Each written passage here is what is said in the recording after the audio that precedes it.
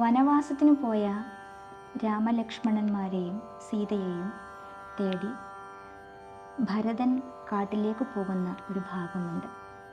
അവരെ അയോധ്യയിലേക്ക് തിരിച്ചു കൊണ്ടുവരാനുള്ള ശ്രമമാണ് ഭരതൻ നടത്തുന്നത്. നാളെ പുലർകാലേ പോകുന്നതുണ്ടു ഞാൻ, നാളീക നേത്രനെ കൊണ്ടിങ്ങു പോരുവാൻ.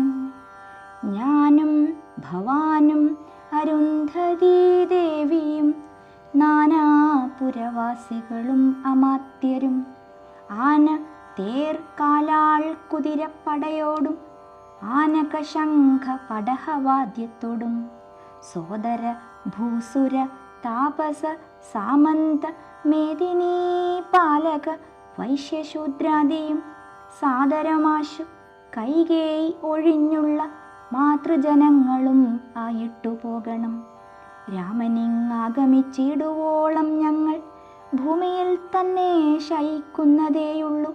മൂലഫലങ്ങൾ ഭുജിച്ചു ഭസിതവും ആലേപനം ചെയ്തു വൽക്കലവും പൂണ്ടു താപസവേഷം ധരിച്ചു ജടപൂണ്ടു താപം കലർന്നു വസിക്കുന്നതേയുള്ളൂ.